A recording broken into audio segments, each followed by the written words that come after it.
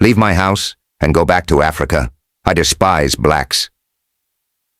The venom in the elderly woman's voice cut like a knife.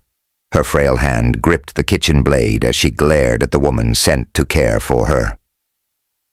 Before we dive into this gripping true lifestyle story of hatred, sabotage, and a shocking twist of fate, tell us in the comments where you're watching from, and don't forget to subscribe to this channel for more powerful stories like this. When Naomi Daniels, a 33-year-old black care worker, first stepped into the Whitfield residence, she felt an instant chill crawl down her back. And it wasn't from the air conditioner humming in the hallway. It was the atmosphere, the kind of heaviness that clings to old places, thick with history, judgment, and unbroken rules. The house was suffocatingly old-fashioned. The furniture was heavy mahogany, polished so intensely it reflected the smallest flicker of light.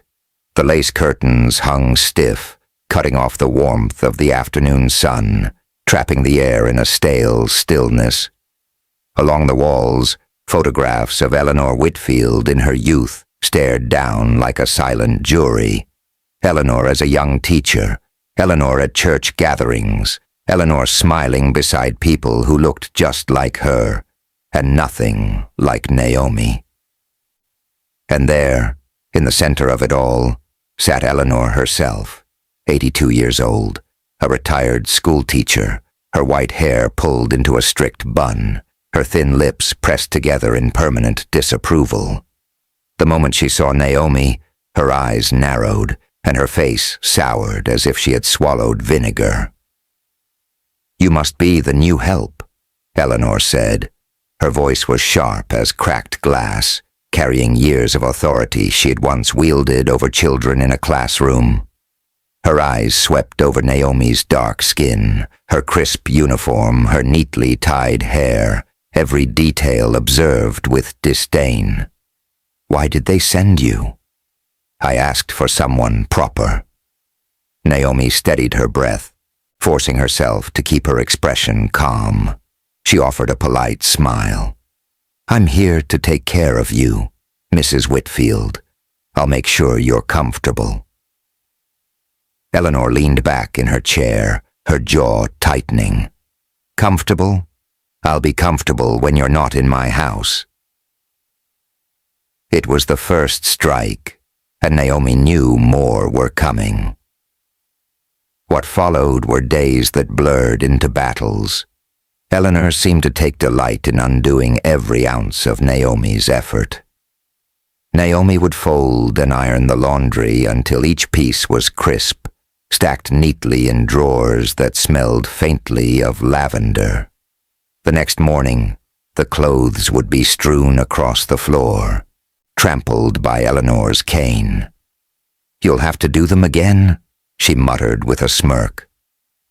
In the kitchen, Naomi would scrub the counters until they gleamed, arrange the utensils neatly, mop the tiled floor until it shone. Hours later, she would return to find sugar scattered across the counters, crumbs deliberately ground into the rug, salt shakers tipped and clogged. "You missed a spot, girl," Eleanor sneered, her gaze lingering on Naomi's bent back. Even with medication, Eleanor was relentless. Naomi carefully sorted pills into labeled boxes, charting the times, explaining each dose with patience. But Eleanor would toss the bottles onto the carpet, rolling them under the bed like toys. "If you're so smart, you'll figure it out again." Naomi swallowed her pride each time. She had worked with difficult patients before. But this was different.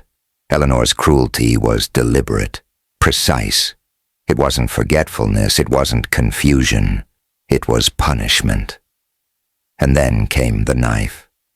It was an ordinary evening. Naomi had just placed a teacup on the table, ready to remind Eleanor about her bedtime medication, when she turned and froze. Eleanor was standing in the doorway, Her frail hand gripped a kitchen knife, the blade catching the light. Her eyes gleamed with a poisonous intensity that made Naomi's stomach clench. "Don't you dare touch my things again," Eleanor hissed, her voice brittle with age but sharp with malice. Then she spat the words that would never leave Naomi's mind. "Leave my house and go back to Africa. I despise blacks." Naomi's heart pounded. For a moment, the world seemed to hold its breath. She could feel her pulse in her throat, her palms damp, her legs heavy as stone. But she stood her ground, calmly, with a steadiness she wasn't sure she truly felt. She said, "I'm here because you need care. You don't have to like me, but you do need me." The knife slipped from Eleanor's grip and clattered onto the counter. She turned away without another word, retreating to her chair. But Naomi would never forget the bitterness of her voice, the weight of the hate that dripped from her lips. Weeks dragged on. Naomi endured sabotage after sabotage, insult after insult. She began to wonder if this house was cursed to break her spirit. But then, one stormy afternoon, the story shifted. Naomi was vacuuming crumbs from the rug, another deliberate mess Eleanor had created, when a faint sound caught her ear. A gasp, weak, strangled. She dropped the vacuum and rushed toward the bedroom. Eleanor was slumped sideways on the bed, her skin pale, her lips and fingertips tinged with blue. Cyanosis, the signs of failing oxygen. Naomi's chest tightened, but her training took over instantly. She shook Eleanor gently. "Mrs. Whitfield?" No response. Her breathing was shallow, her pulse weak and thready. Naomi grabbed her phone, dialing emergency services with one hand while climbing onto the bed with the other, her palms pressed firmly against Eleanor's chest. 1, 2, 3, 4, she counted out loud, each compression pumping life into fading lungs.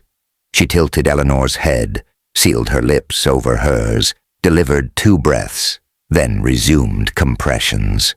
"Come on, Eleanor," she whispered between counts. "Stay with me. Don't give up now. Stay with me." The minutes dragged like hours. Naomi's arms burned, sweat beaded on her forehead, but she didn't stop. Slowly, Eleanor's color began to return. Her lips shifted from blue to pale pink, her chest rising more steadily. By the time paramedics arrived, Eleanor's pulse had steadied, her body jolted back from the edge of death. The woman who returned from the hospital was not the same Eleanor Naomi had known before. She was quieter now, her sharp tongue dulled, her eyes, once so quick to glare, could no longer meet Naomi's. One morning, Naomi brought in a tray of oatmeal and tea, setting it gently on Eleanor's lap. For the first time, Eleanor's frail hand reached out, not to knock something over, but to grasp Naomi's wrist. Her voice cracked. "You saved me. After everything I said, after what I did to you, you still saved me." Naomi paused, her eyes steady. "Because every life matters, Mrs. Whitfield, even when someone makes it hard to care for them."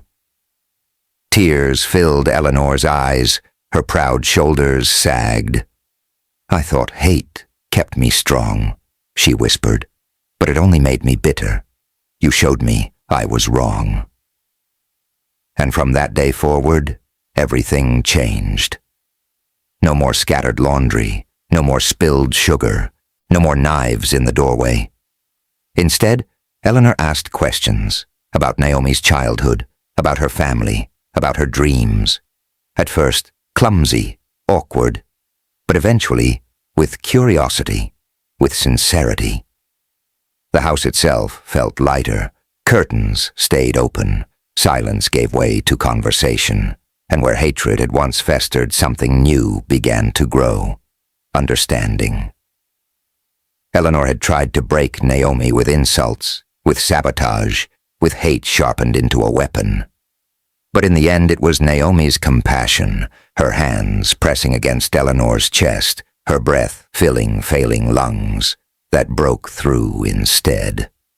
Hatred nearly destroyed them both. Compassion saved them. What do you think? Can one act of humanity truly erase years of prejudice? Share your thoughts in the comments. And if this story touched you, subscribe to the channel for more real, thought-provoking stories that stay with you long after they end.